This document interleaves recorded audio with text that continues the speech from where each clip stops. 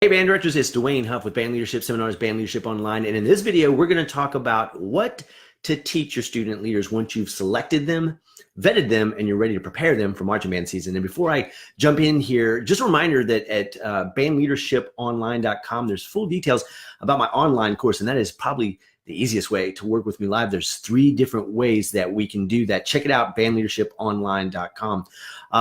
But if you're not familiar with my work, again, my name is Dwayne Huff with Band Leadership Seminars, and for the past 7 years, I've traveled the country working with high school and college band programs.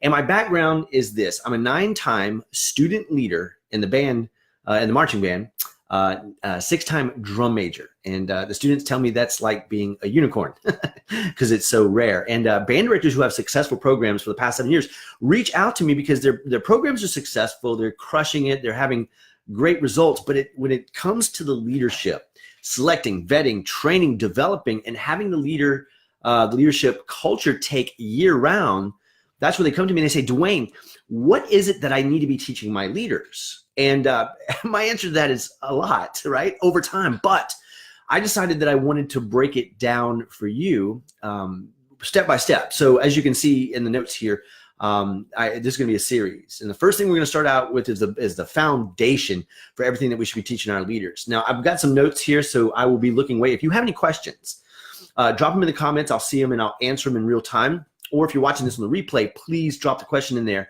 If you have any experience and any wisdom around anything that I'm going to share right here, there's no ego here. I'm here to serve. I'm here to give. I'm giving you my perspective based on a student leadership background, and then going on a journey to find out how to make student leadership, the experience, better for not only the students, but also the band directors. So that's where I'm here to serve, but no ego here. If you've got something that will help and serve your fellow band directors or the students that will be watching this video, feel free, jump in here, add a comment, ask a question, do whatever it is. And so again, before I forget and jump in here, bandleadershiponline.com is a place to find out about my online course. It's the easiest, peasiest way to work with me and have me right there in your band room. It's the next best thing. Anyway, so let me take a look at my notes here, make sure I don't miss anything. The thing we're going to focus on today is what I believe is the absolute foundation for a good leader, no matter whether they're in the marching band space, or if they're in choir, if they're in orchestra, if they're student leadership on another organization, and if they're in leadership in the school or in a business or in a community, whatever the case is, here's the foundation. And this is the first thing I teach students right out of the gate, whether they're aspiring to be leaders, whether they've been leaders and are returning, or they're brand new, and I teach them this. And the foundation here, and it's probably not how you think when I say this, that I teach student leaders. So hang with me, and I'm really going to develop this. But the foundation, I think a great leader, a great servant leader needs to have the ability to be an effective, strong communicator. And communication really is the first thing that we need to be teaching our students, how to do it effectively. Because whenever they don't know how to communicate with their peers and with you, with each other, with their parents, with their teachers, whatnot, it can cause chaos, it can cause friction, it can cause, excuse me, conflict, right? And so obviously, if there's friction, if there's confusion, if there's chaos, if there's conflict, it makes for a very difficult rehearsal for you, both inside and outside on the field. And it makes it very difficult for you to get your message across and have them do the same. So I like to lay the foundation on communication. Here's what I mean. You and I both know this, but students are still coming up and learning this. And if we don't show them and guide them and point them in the right direction, give them some insights, some principles, some tools that they can use to be better communicators, then we can't really blame them when they're not, right?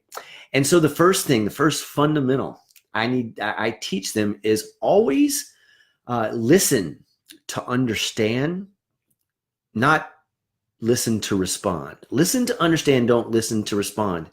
And I tell students this every time when I'm live doing my band leadership live clinics. I say, listen, the adults in the room do not want me to tell you this, but what you're going to find when you grow up and graduate, get into the working world, is you're going to find out that there isn't nothing walking around on this planet but a bunch of grown-up middle schoolers. And somebody in the room always goes, yeah, or somebody in the one of the adults in the room always goes, amen. So it's one of those things. And one of the things that we see is that we all have a nature. If we don't condition it And if we don't make an intentional effort to get better at it, we all have an intention to listen with the intention to reply or to respond or even to interrupt. And when we do that, whoever we're talking to, whoever we're communicating with, that makes them feel less than important. It makes them feel interrupted. It makes them feel insignificant. And right there, that can cause conflict and friction. And so the first thing that we have to impress upon our students when it comes to communication is we have to become good listeners. Now, how do you teach this to your students? Well, I'll teach you the way that years ago I was taught to do it whenever I was a teenager going through leadership development. By the way, for those of you who do not know, I studied with Dr. Tim Lotzenheiser for 2 summers at a band camp, at a leadership camp. And then a couple of years later, I was able to study with George Parks, founder of Drum Major Academy, for a couple of years. And then a gentleman by the name of Tom Leslie, Drum Major Elite was his program. He's from UNLV. And in all 3 of these instances, here's how we were taught to listen. So what I would invite you to do, this is very simple. You can do this. You can take a 30-minute period. You can take a 10-minute period. I'd invite you to do it for about at least 30 minutes. Sit your students down. Have them in a circle on the inside, a circle on the outside, or a straight line. I do this in a straight line when I do my live events. Have them sit knee to knee, Indian style, sit knee to knee, and give them a topic and say, okay, guys, what I'm going to ask this row, the inside circle, or this row right here, what I'm going to ask you to do is for the next 30 seconds, I want you to share on topic X. One of the things I like to tell them to share is tell us about what you're going to do this summer, right?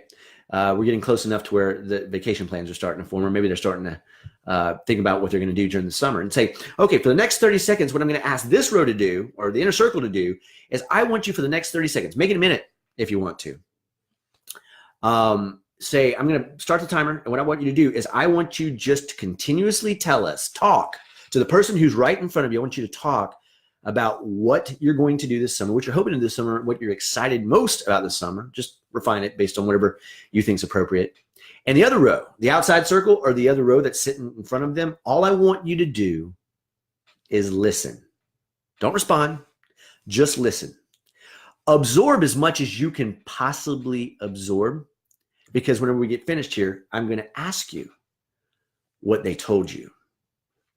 And without fail, even with, I do this with, when I'm not doing band leadership seminars, I have a company called Influence Seminars where I do corporate training and PD for educators.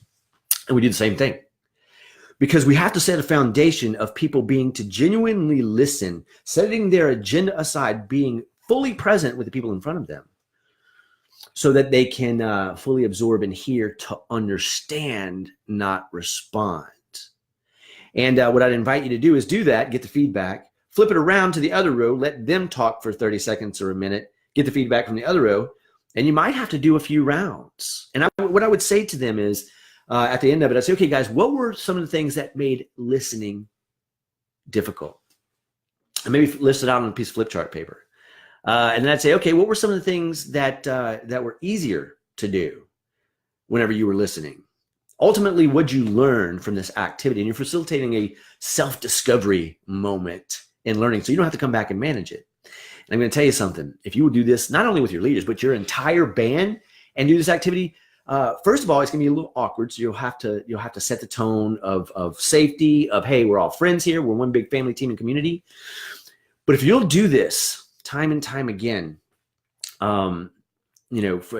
in intervals, and get the whole band involved in it, what you're going to learn and what you're going to see, and I've had this feedback from band directors time and time again, is that the culture of community, of feeling part of the team, of part of a family and community, happens more because they're not here talking to each other. They're here talking to each other. And I've had band directors feedback that there's kids who have been going to school together since they were in kindergarten, who through these activities, like this one right here, learn more about each other than they did since they were in kindergarten. Strangers become friends, and you can facilitate that in your band room. And you can switch around the topics.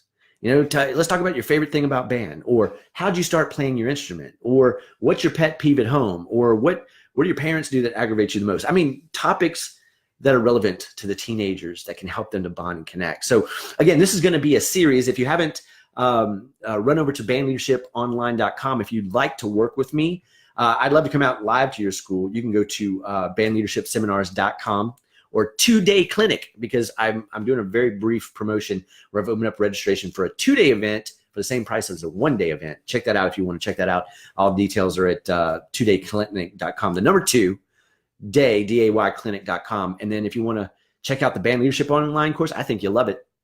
bandleadershiponline.com, 30-day money back guarantee. And if you don't like it and request a refund, I'll let you keep the course for a full month, even after I give you your money back. So I hope this serves.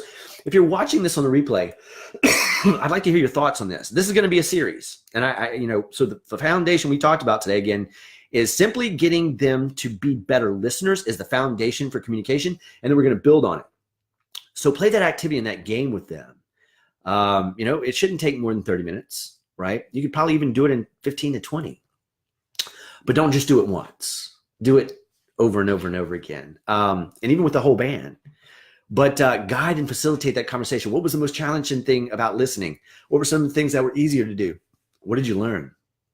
How would you do it better next time? And so that's what I tell band directors when they ask me, what are some of the things we should teach our students? It starts with a foundation of communication, right? So if you like this, like the page, because every time I go live, you'll see it. If this was valuable to you, hit the heart button, because it lets more people know about it. And please share it with a colleague if it's something you believe would serve them as well. I look forward to hearing your questions. Please feel free to drop the questions here, even if you're watching the replay.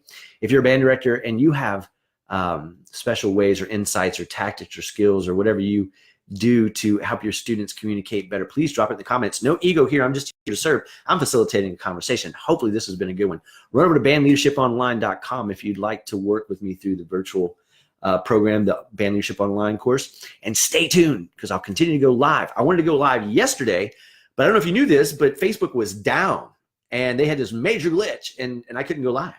But my commitment is to go live every single day between now and through the end of marching band season, hopefully throughout there. Why? To serve you. I started out with 7 years ago, I started out with 3 free videos that I would send out to band directors. And then I started building upon that. But I decided this time, I want to go live. I want to interact. So give me your questions. I'll answer them in these live events. That's how I create this, from hearing from you, the band directors. And let's go get them. Let's select, let's vet your leaders, and let's train and develop them, remembering to look for attitude when you select those guys, and then teach them how to be good, effective communicators. Stay tuned. I'll do the rest of this series here live. So like the page to make sure you're notified when I go live. Share this with somebody. Like the page. Leave a comment or a question if you have it. And we'll talk soon. Have a great day, guys. Bye-bye.